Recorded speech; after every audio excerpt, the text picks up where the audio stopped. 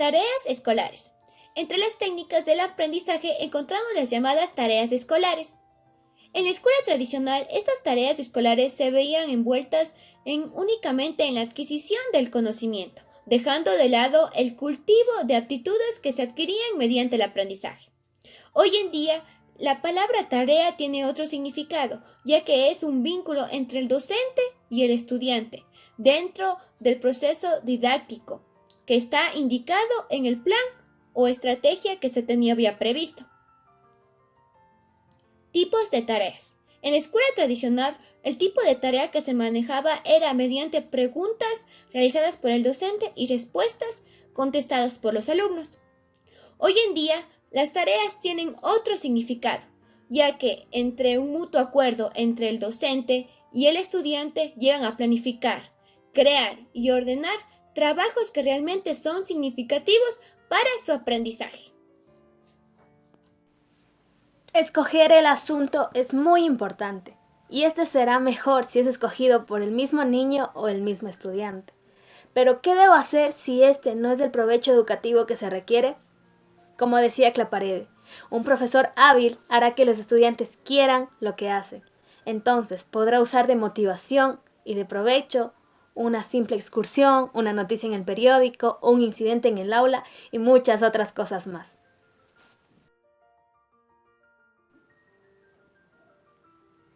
Es indispensable y de suma importancia que el docente prepare la tarea. Él debe tener un plan a realizarse y que éste sea interesante, ya que este plan le ayudará a estar preparado para lo imprevisto. En la lección antigua se tenían dos aspectos, lo científico y lo pedagógico. Estos dos siempre van de la mano. Pues bien, ahora el niño será orientado, estimulado y guiado por el docente en las tareas.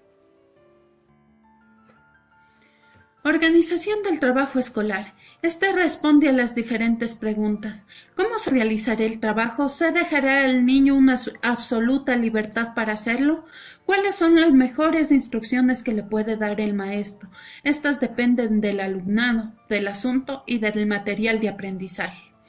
El maestro tiene que darles las instrucciones y la guía para poder realizarlo. Debe ser persuasivo, de manera que los estudiantes vayan descubriendo el plan del maestro, a través de conversaciones, experiencia, discutiendo varios aspectos del asunto o por fuentes de consulta. A veces las instrucciones no son bien comprendidas, por lo tanto es necesario que el estudiante explique las indicaciones del maestro. Ejecución de la tarea. Esta es una consecuencia de las anteriores. Ya obtenidos los datos seleccionados, se procede a la redacción de los informes. Si se prefiere, pueden ser orales con una presentación o escritos. Después de esto se pasa a la discusión de los mismos con el fin de la realización de los trabajos prácticos.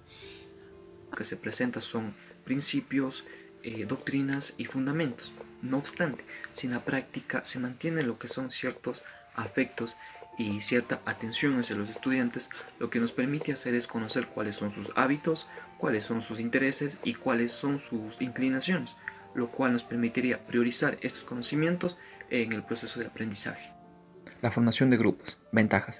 Permite acostumbrarse a trabajar juntos, permite desarrollar el intercambio de juicios, permite valorar las ventajas y desventajas de los miembros del grupo y permite prepararse para una vida en comunidad.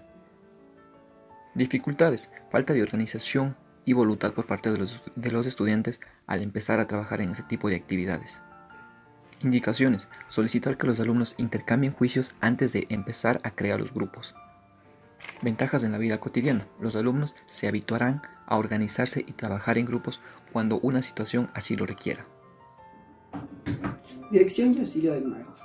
El éxito de las tareas depende en gran parte de la habilidad del maestro para dirigir el trabajo y va más allá de una simple explicación, porque depende de los alumnos, de la naturaleza del asunto y de la situación didáctica. Consiste en que el maestro debe orientar a los alumnos. Cuando se trata de trabajos prácticos, es necesario guiarlos en el empleo de instrumentos, la utilización de ingredientes, la realización de experimentos, ejercicios y lectura, y cómo se evalúan los resultados parciales de cada uno de ellos. El maestro debe articular métodos y procedimientos tomando en cuenta a los actores, factores y contextos que intervienen en el proceso de enseñanza-aprendizaje.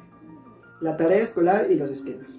La tarea escolar, a modo de esquema, se puede entender también como un bosquejo y envuelve en un sentido de organización más detallado y concreto de cómo se va a realizar el trabajo para cumplir de mejor manera la finalidad del mismo. Entonces, debemos entender a la tarea como un enfoque hacia el cultivo de actividades y destrezas al hacer. Para esto es ideal que el alumno y el maestro sean quienes la organicen y la preparen, seleccionando siempre un asunto basado en los intereses de los alumnos. El maestro debe preparar previamente la tarea, organizándola de tal forma que permita su correcta y eficaz ejecución. Es muy importante basar la tarea en los intereses infantiles.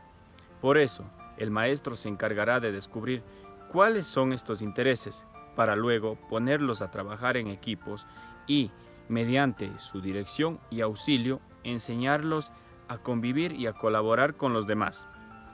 De esta manera, la tarea es un trabajo muy detallado y sumamente organizado que se adapta a un esquema o plan.